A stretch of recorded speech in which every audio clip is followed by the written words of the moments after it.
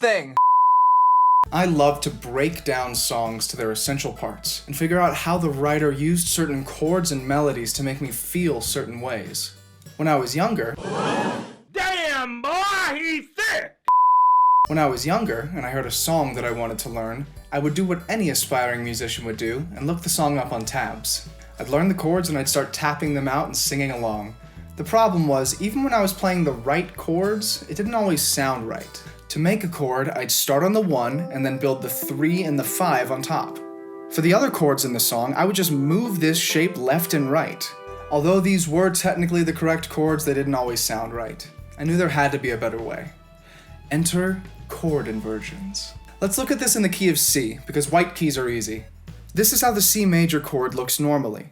The chord is made of 3 notes, C, E, and G. What happens if we move this C up an octave? It's still C, E, and G, it's still a C major chord, but now it's in first inversion. And if we move the E up an octave, now it's in second inversion. And if we move the G up, we're in root position again, but just an octave up. These inversions feel a little different, but you can still recognize that they're essentially the same chords. In C major, there are 7 basic chords. Let's take a look. C, D minor, E minor, F, G, A, B diminished. Now we'll see why chord inversions are useful. Say you found a song that you wanted to learn how to play.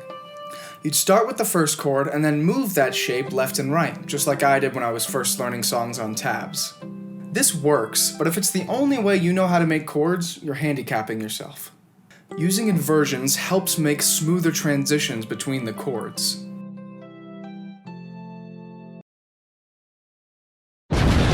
If you move up the top note of a root position chord, you're now playing that new top note's chord. For example, play a C major in root position, 1, 3, 5. Now move the top note up, 1, 3, 6. Those are all the notes of an A minor. Now you're playing an A minor in first inversion. And if you play the A minor normally, 6, 1, 3, and you move the top note up, 6, 1, 4, now you're playing an F. Mathematical! It's almost as if every chord has a code based on which numbered notes it's using, and it's easy to switch between similar codes. These new chord positions make me think that this original graph is actually incomplete.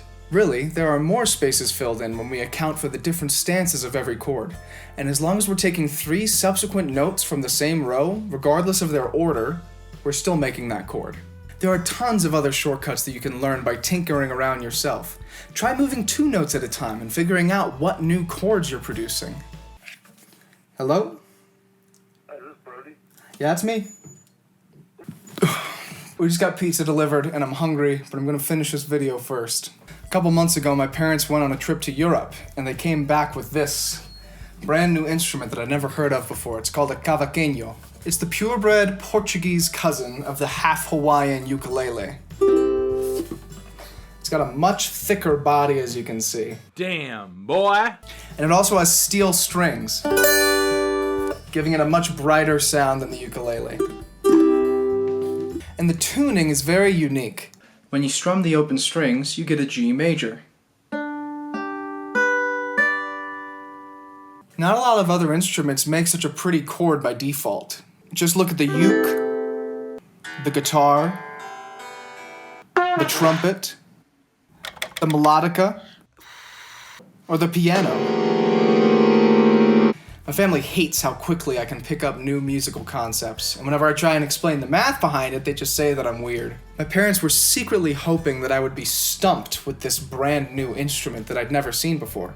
I didn't even know that it existed before I opened it, so I obviously didn't know how to play it, right? Or did I? I'm gonna lead you guys on a personal tour through my mind palace during the first 10 seconds of me holding this instrument.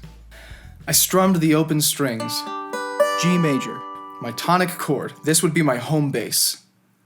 I noticed the bottom and top strings were both on D, the 5th note in G. I also remembered that the code for the 6th chord is 1, 3, 6.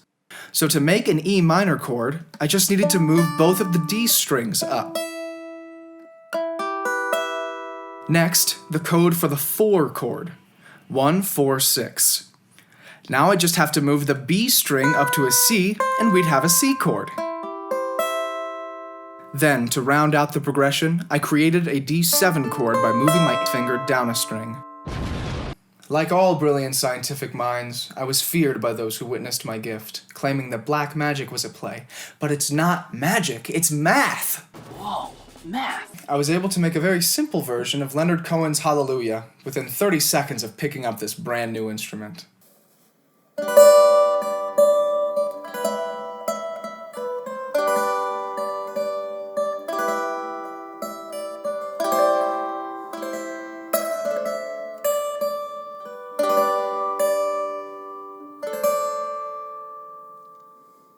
I loved seeing how music theory gave me a practical advantage with this new instrument.